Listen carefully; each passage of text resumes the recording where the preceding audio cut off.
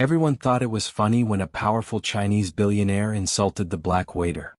But laughter froze the moment that same waiter answered back, in flawless Mandarin. The Jade Palace in Manhattan was buzzing that night. Known as one of the city's most exclusive restaurants, it was the kind of place where the wealthy came not just to eat but to be seen. At the center of attention sat BILLIONAIRE, a woman who controlled a fortune of more than $60 billion. She had flown in from China to seal technology import deals, and her reputation was legendary, an arrogance so sharp it could cut through steel. As she sipped her wine, she looked at the tall black waiter standing silently by her table. With a smirk, she leaned toward her guests and muttered in Mandarin, "Look at that monkey serving us. I doubt he even knows how to use chopsticks. People like him should be scrubbing toilets, not working here among civilized people." The 5 American businessmen sitting with her chuckled uneasily. They didn't understand the language but wanted to impress her, so they laughed along. For them, it was just an awkward attempt at humor. But for David Thompson, the man in the waiter's uniform, every word cut deep. He understood Mandarin perfectly. At 32 years old, David was no ordinary waiter. Just months earlier, he had been Dr. David Thompson, one of America's top experts on Sino-US relations. He had a PhD in Asian Studies from Harvard and had even worked 5 years as a cultural attaché at the U.S. Embassy in Beijing. His Mandarin was flawless, his grasp of Chinese business etiquette unmatched. But now he was wearing a black uniform, pouring wine for people who saw him as nothing more than invisible. Life had turned upside down for David in less than a year. A jealous colleague at the State Department had framed him, planting fake documents to make it look like David was leaking information to Beijing. The FBI investigation dragged on for 7 humiliating months.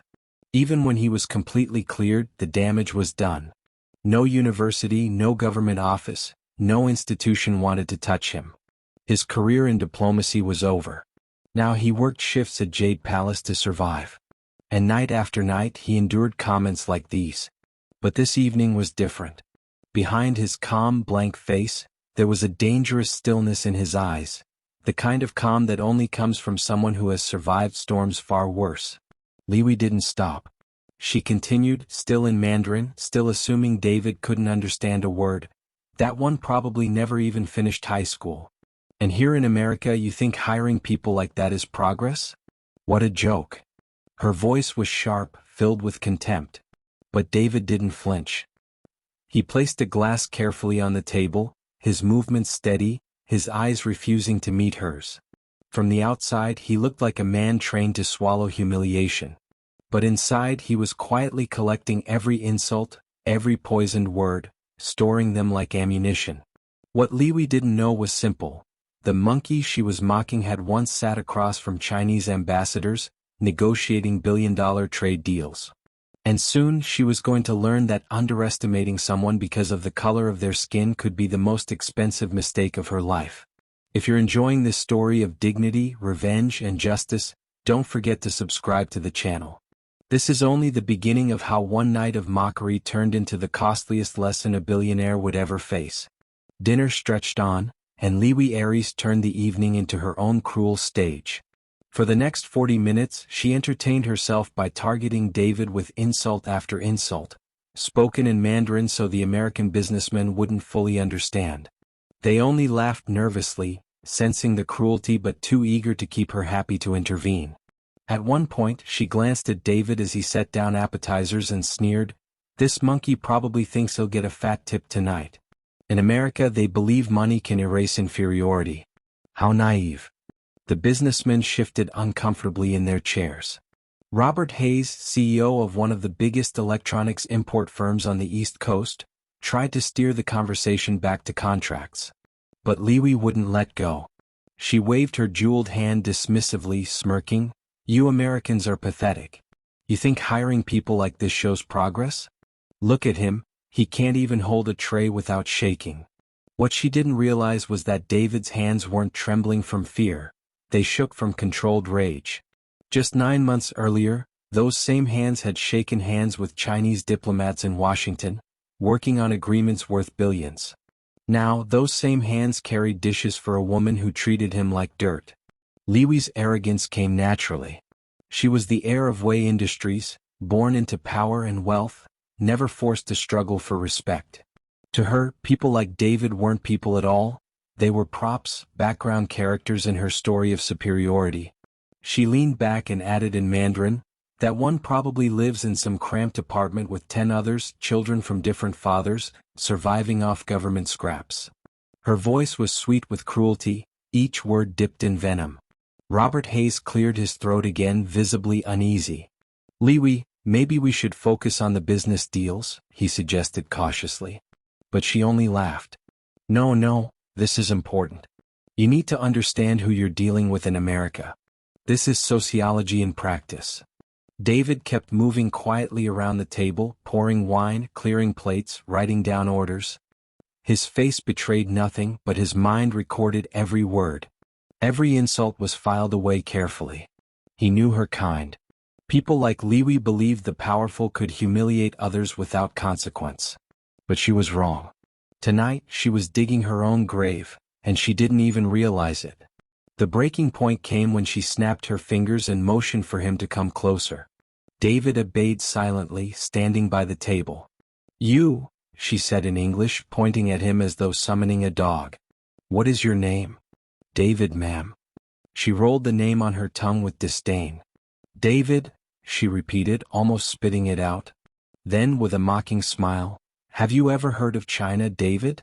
Do you even know where it is on a map?" The businessman froze. The situation had already been humiliating, but this crossed into open cruelty. Even men hardened by international business politics shifted in their seats, ashamed to witness it. "Yes, ma'am," David replied calmly, his voice steady. Liwi threw her head back and laughed. "How cute. He knows where China is." She turned to the table, speaking in Mandarin again. "I'd bet my fortune that this monkey has never even left New York in his life."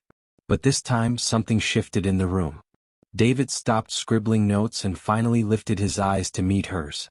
For the first time that night he looked at her directly. It wasn't the look of submission she expected. It wasn't fear. It was something far more dangerous: recognition. Every insult, every slur, every sneer had only fueled the fire building inside him. He wasn't going to bow forever.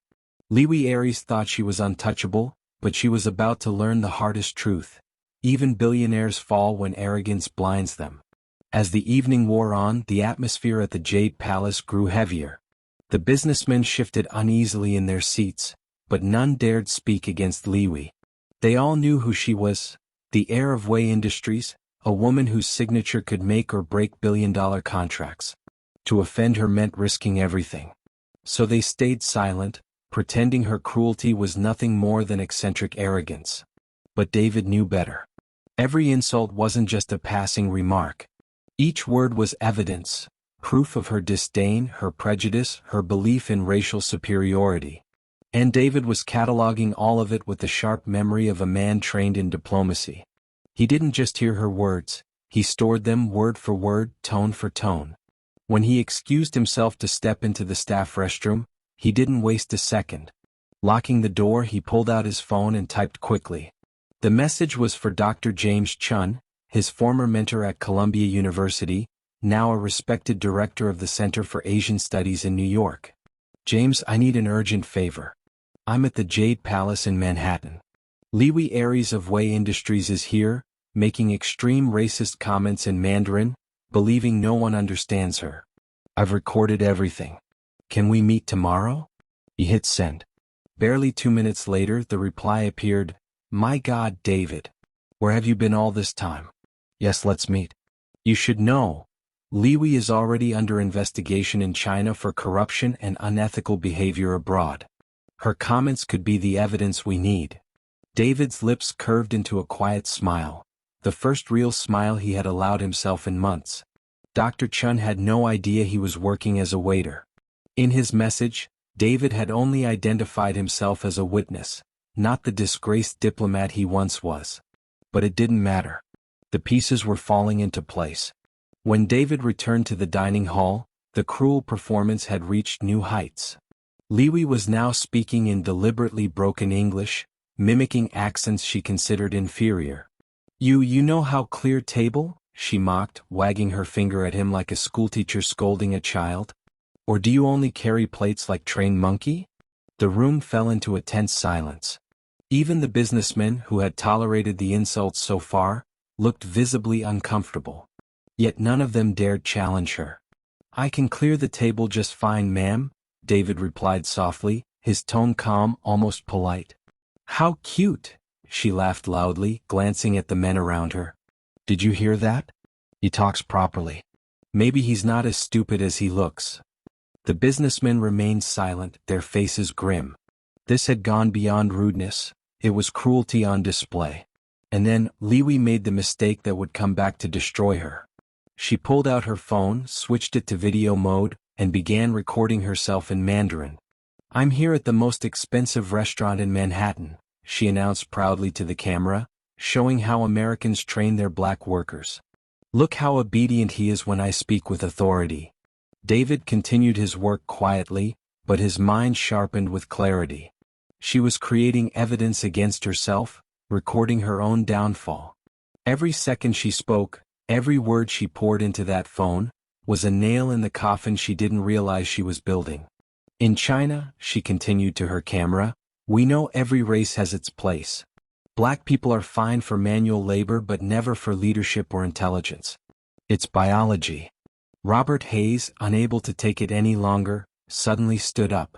Excuse me, he muttered, leaving the table in visible disgust. Two of the other businessmen followed him, unwilling to watch any longer. Liwi smirked, mistaking their departure as agreement. See, she said proudly, still recording. When hierarchy is clear, even Americans understand. This waiter is a perfect example. He knows his place. But what she didn't see, what she could never see, was the quiet fire burning in David's eyes as he stood nearby, steady and patient. She thought she was humiliating him. In reality, she was handing him the very tools that would destroy her empire. The night wasn't over yet, and Liwi Aries had no idea that her performance of arrogance was being transformed, second by second, into the most expensive lesson of her life. The Jade Palace had grown eerily quiet. The clinking of glasses, the polite murmurs from other tables, everything seemed to fade into the background as Liwi continued her cruel performance. She was on her third glass of champagne now, her cheeks flushed with self-satisfaction. David cleared the plates silently, each movement controlled, each step calm. But inside, a storm was brewing. He had endured her arrogance for nearly 90 minutes, every insult in Mandarin burned into his memory.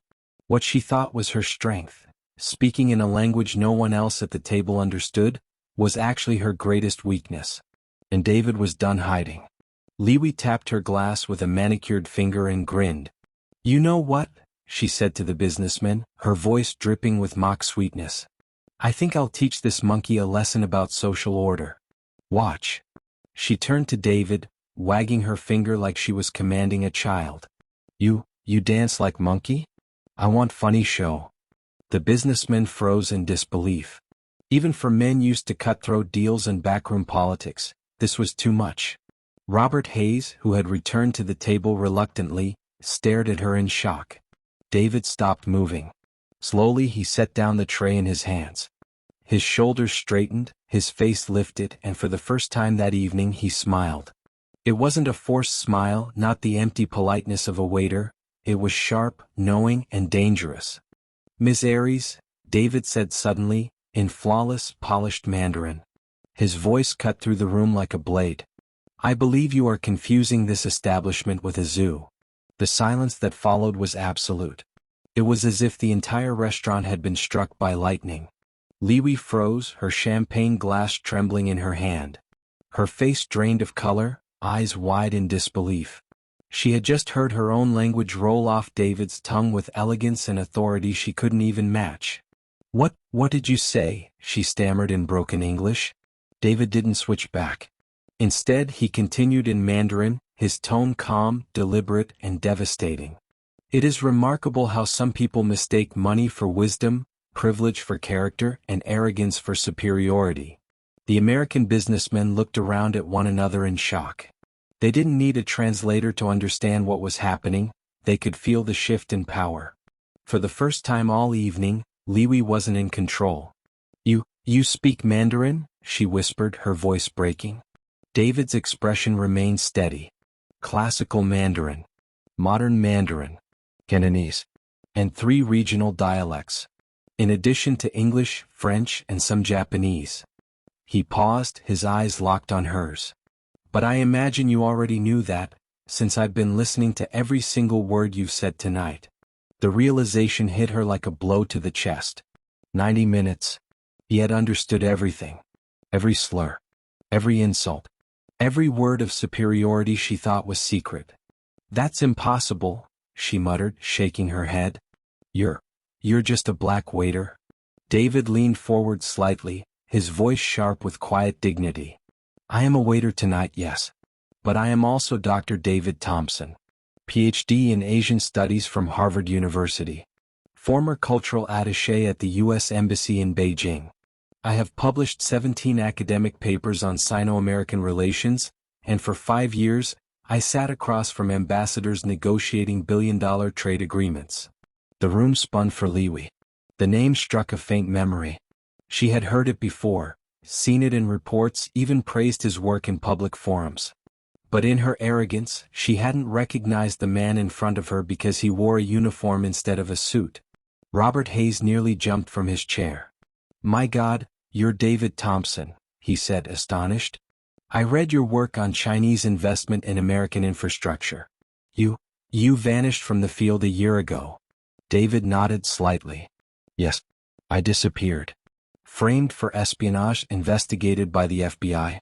Cleared but blacklisted. This," he gestured at his uniform, "was the only work I could find." Liwi's jaw trembled. For the first time all night she had nothing to say. David took a deep breath, his voice calm but cutting. "And in those months I've worked here, people like you have mocked me, humiliated me, spoken about me as if I were less than human. Tonight you made the same mistake. But unlike the others, you gave me something more valuable than insults. You gave me proof." He reached into his pocket and held up his phone. Her heart sank instantly. Every word, every sneer, every cruel lecture, recorded. And the game had only just begun. For the first time that night, Liwi's confidence faltered. Her smirk was gone, her face pale. The billionaire who had strutted into the Jade Palace with the arrogance of a queen now looked like a cornered animal. You wouldn't dare," she whispered, her voice trembling as her eyes locked on David's phone. David's expression didn't change. His voice was steady, almost unnervingly calm. "Of course I dared. Every word, every insult, every declaration of so-called superiority, it's all right here. Even the little video you made of yourself lecturing about racial hierarchy. Do you want me to play it back for the whole restaurant?" Her glass clinked against the table as her hand shook. For once she had no comeback, no sharp insult to throw. The businessmen sat frozen, their eyes darting between the billionaire and the man they had assumed was just a waiter. Robert Hayes's face turned red with anger, not at David but at Liwi. He had realized too late that he had sat quietly while one of the foremost American experts on Chinese diplomacy was humiliated in front of him. David took a slow breath and continued. "You see, Ms. Aries, I know who you are. We've exchanged emails. I coordinated several conferences where your company participated. You even praised me publicly at one of them, though you probably don't remember. Back then, I wore tailored suits and spoke from podiums. Tonight, you didn't even see me. To you, I was invisible." Recognition hit her like a slap. She remembered now, the name, the face, the fluent Mandarin in diplomatic halls. And yet she had mocked him as if he were nothing. Her voice broke. You can't show this to anyone. It would ruin me. My family, my company." David's eyes sharpened. "Ruin you? No. You've ruined yourself. I simply collected the truth." The restaurant seemed to lean in, the air charged with anticipation. "Ms. Aries," David continued, his voice calm but edged with steel, "you've spent the evening making theories about racial inferiority. Do you know what the Chinese Communist Party would think if one of its wealthiest business figures was caught on video in America, declaring that black people are biologically inferior?" Her breath caught in her throat. Everyone in the room knew the answer. China did not forgive those who embarrassed the nation abroad. David went on, his words deliberate, slicing through the silence. I've already sent copies to trusted colleagues. One of them is Dr. James Chun, director of the Center for Asian Studies. The other is the Chinese Business Association here in the United States. Both have strict codes of ethics. They'll be very interested in your performance tonight. Li Wei's body stiffened. No, you can't, those organizations. They will, David interrupted smoothly. And when they do, your empire won't just be shaken, it may collapse. Contracts worth billions will vanish. Business partners will cut ties. And your own government will treat you as a liability. A bead of sweat rolled down her temple. For the first time in her life she was powerless. Robert Hayes leaned back, staring at her with disgust. Li Wei, do you realize what you've done? You humiliated one of America's leading experts on Chinese culture. You destroyed yourself with your own words. David didn't gloat. He simply put his phone back in his pocket and looked her dead in the eyes. You thought I was beneath you. Just another worker to mock. But let me ask you this. Does human dignity depend on a title? A degree? A bank account? Or is it something every person deserves, no matter who they are? The restaurant fell silent, the question hanging in the air. For the first time that night, it wasn't David who looked small. It was Li Wei, the billionaire, the untouchable queen, shrinking under the weight of her own arrogance. And she knew in that moment that her empire of power and pride was beginning to crumble. Li Wei sat frozen, her once fiery confidence drained into silence. She looked around the table for support, but the businessmen avoided her gaze. The same men who had laughed nervously at her jokes earlier now shifted uncomfortably in their chairs, ashamed to be associated with her cruelty. David, standing tall in his black uniform, no longer looked like a servant.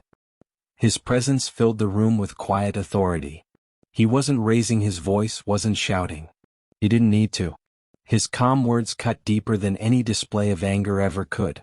You've spent this entire evening explaining to your friends here how inferior I am, David said firmly. But let's be clear. I've dined with Chinese ambassadors. I've negotiated billion-dollar contracts. Some of those agreements directly benefited Wei Industries, your family's empire. Li Wei flinched. The reminder hit her harder than any insult. She had mocked the very man who had helped shape her company's international deals. David continued, his tone still calm but carrying the weight of truth. And tonight, in front of witnesses, you told the world who you really are. You reduced me to nothing, thinking no one could understand you. But I understood everything. And now the world will too. The restaurant manager, who had been watching from a distance, finally stepped forward.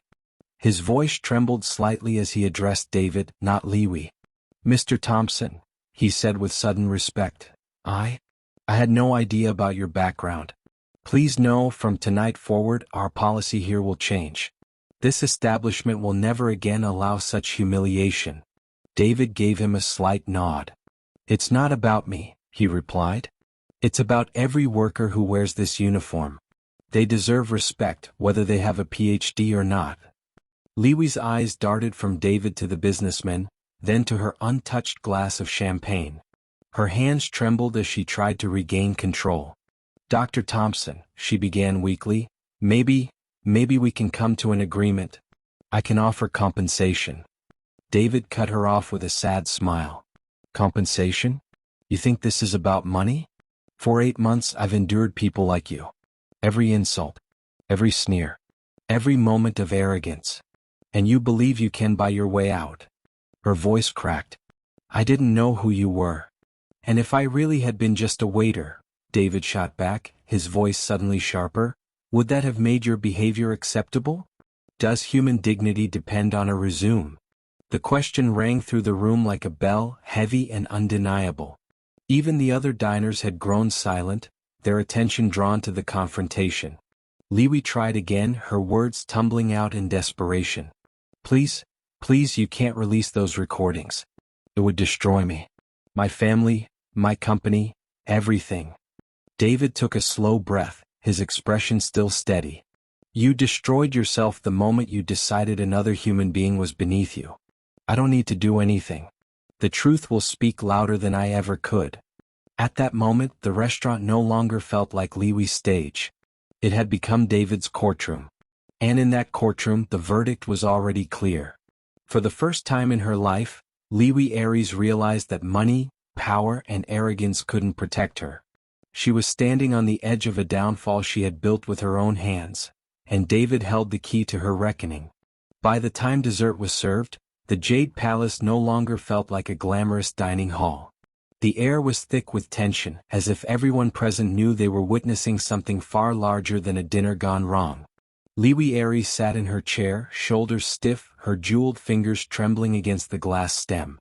The woman who had once commanded entire boardrooms with icy confidence now looked small, reduced not by David's anger, but by her own words reflected back at her. David, still standing tall in his waiter's uniform, had transformed from background staff into the center of the room. The businessman, once deferential to Liwi, now avoided her gaze.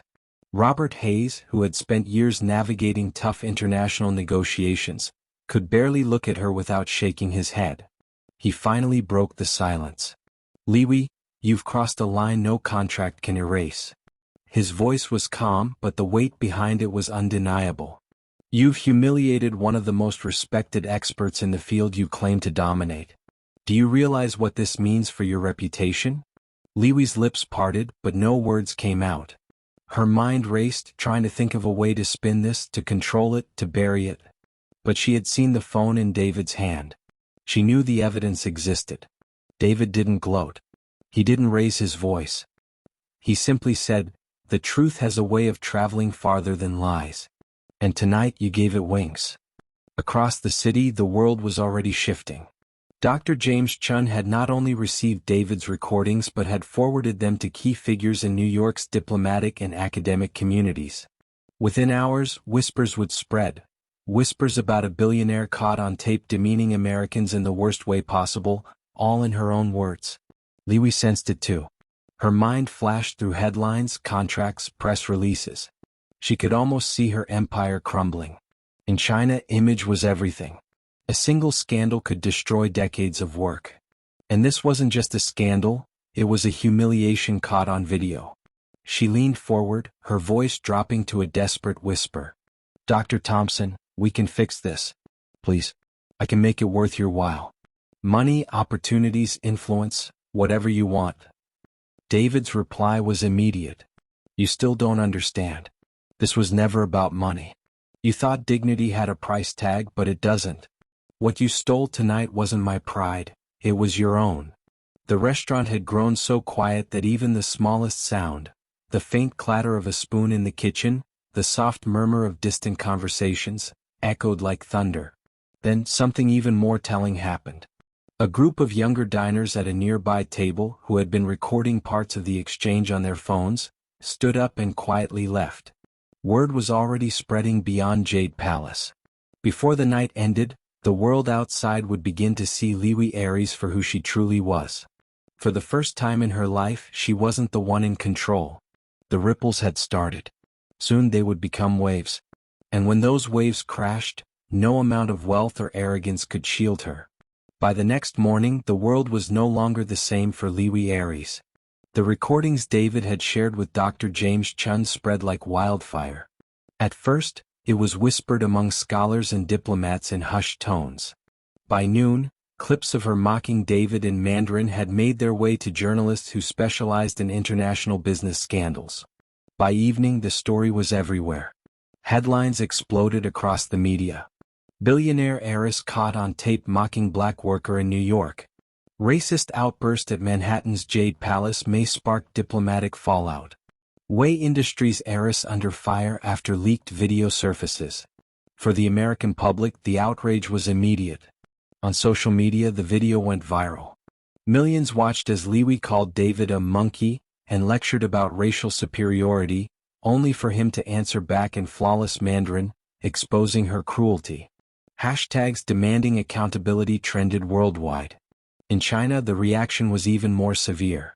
National pride was sacred, and no government tolerated citizens embarrassing the country on foreign soil.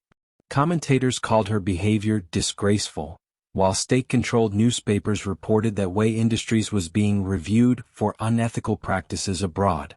For Liwi, it was like watching her empire collapse brick by brick. She sat in her New York penthouse, phone buzzing endlessly with calls she didn't want to answer.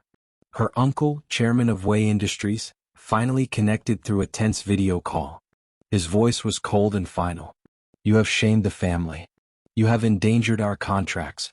Effective immediately, your executive privileges are suspended indefinitely. Return to Shanghai. Now." She tried to protest, but he ended the call without another word. Meanwhile, David's world was transforming in the opposite direction. Overnight, he became a symbol of dignity and resilience. News outlets hailed him as the waiter who humbled a billionaire. Universities invited him to speak about justice and cultural respect. And the State Department, once the institution that had turned its back on him, reached out with a formal offer to reinstate him, this time with a promotion and a higher salary. But David wasn't focused on personal gain. In interviews, he repeated the same message again and again. This isn't about revenge. It's about dignity. Human worth is not for sale, and it is not determined by race, status, or wealth. At Jade Palace, things changed too. The manager issued a public apology, declaring a new zero-tolerance policy for discrimination. Workers who had once been invisible to wealthy guests were now treated with respect. Many said it was because of David, who had turned humiliation into a movement. For Liwi, however, the nightmare had only begun. Within 2 weeks, Wei Industries lost nearly 70% of its U.S. contracts. Investors panicked. Stock prices plummeted. Partnerships dissolved overnight. She, once celebrated as the glamorous face of the company, was now a liability no one wanted to be associated with. The irony was crushing. She had mocked David for being just a waiter. Yet now her billion-dollar empire crumbled because she had underestimated him. And somewhere in New York, David continued his work, not as a waiter anymore, but as a man who had proven to the world that true strength has nothing to do with status, and everything to do with character. The storm had broken, and Liwi was drowning in the very sea of arrogance she had created. 3 months after that unforgettable night at the Jade Palace, the world had changed, for both David Thompson and Liwi Aries, but in completely opposite ways. For David, life was finally rebuilding. The viral video of him calmly confronting Liwi had surpassed 50 million views across platforms.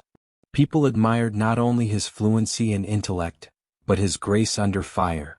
He hadn't shouted, hadn't raged, he had simply stood with dignity, and that made his message even more powerful. Universities in the United States, Europe, and Asia invited him to deliver lectures. Human rights organizations asked him to speak at conferences. News outlets called him a living symbol of quiet strength. Even the State Department, which had once left him to fend for himself, reached out with a renewed offer. A senior position, a promotion, and a salary increase. But David surprised everyone. He accepted the role back in diplomacy, but also kept 1 day a week at the Jade Palace. Not as a waiter, but as a senior advisor and minority partner. "This place reminds me where I came from," he told CNN during an interview. "It keeps me grounded. Dignity doesn't live in titles, it lives in how we treat one another." His decision transformed the restaurant.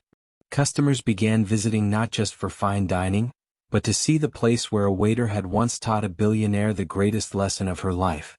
The Jade Palace became a landmark of sorts, a symbol of justice in action. For Liwi Aries, however, the descent was brutal. The scandal had destroyed her reputation. Headlines across the world chronicled her downfall. Billionaire heiress loses $800 million in contracts after racist video. Wei Industries distances itself from family member amid scandal. Once a queen, now a pariah, the fall of Liwi Aries. Her family stripped her of executive privileges, citing time for reflection. Investors abandoned her name. Friends stopped returning her calls. Once photographed on the covers of luxury magazines, she now lived in seclusion, hiding in a Shanghai penthouse where even her neighbors whispered behind her back. Her attempt at an apology only made things worse. In a carefully staged video, she muttered, "I apologize for my unfortunate comments." Social media erupted instantly. "Not unfortunate, racist. She's only sorry because she got caught. Privilege can't buy character." Within hours, her apology was torn apart, fueling even greater backlash. Meanwhile, David's influence only grew. A new initiative, known as the David Thompson Protocol, was introduced: zero-tolerance policies for discrimination in restaurants and businesses. Many establishments across the U.S. adopted it, turning his name into a standard for respect in customer service. The irony was undeniable. The man she had dismissed as nothing became a global voice for dignity, while she, the billionaire who thought herself untouchable, became a symbol of arrogance undone.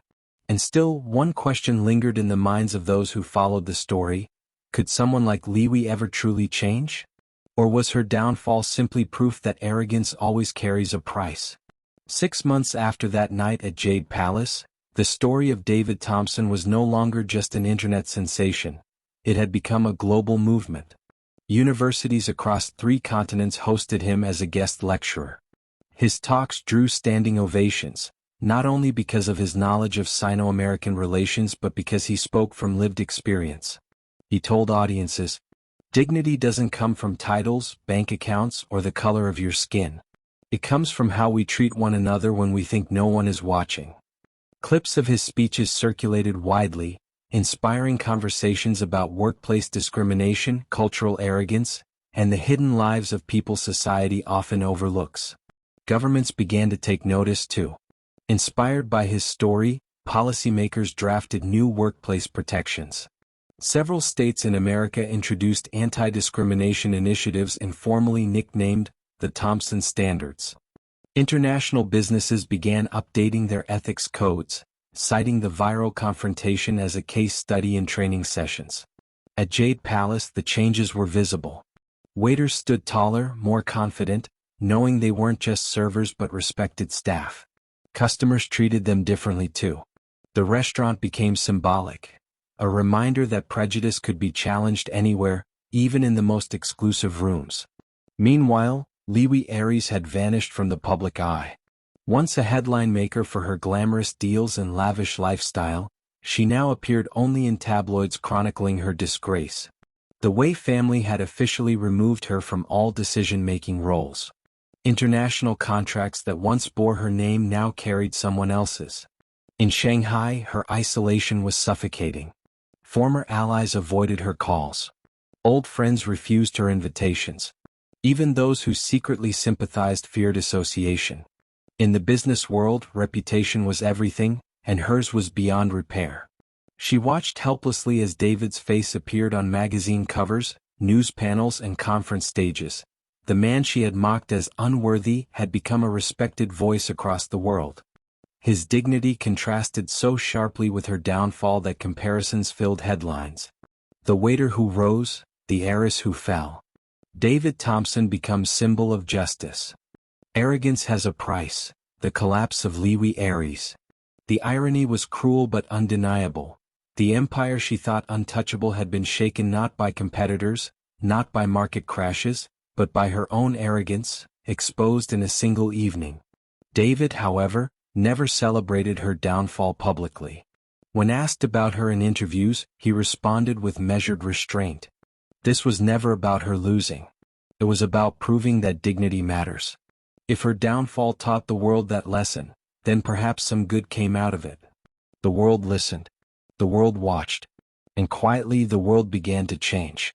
1 year after the infamous night at Jade Palace, the world remembered the story not as gossip, but as a turning point. David Thompson had become more than a man who stood his ground. He was now a global advocate for dignity and equality. The David Thompson Protocol, once a simple restaurant policy, had spread across industries worldwide. Corporations, universities, and even diplomatic circles cited it as a standard. Zero tolerance for humiliation, prejudice, or discrimination. David's return to diplomacy was celebrated internationally. He was welcomed back to the State Department with a promotion and new responsibilities, leading cultural negotiations between nations. Yet, true to his word, he still kept one day a week at Jade Palace. Not in uniform anymore, but as a mentor, advisor, and quiet reminder of the lesson that had changed his life, and countless others. The restaurant had become a symbol of justice. Tourists and locals alike visited not only for its food, but for the history it carried.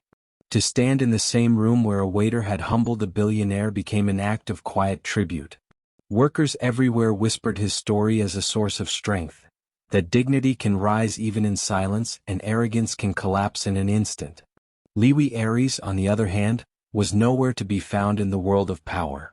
Once a figure of luxury and influence, she had become a ghost of her former self.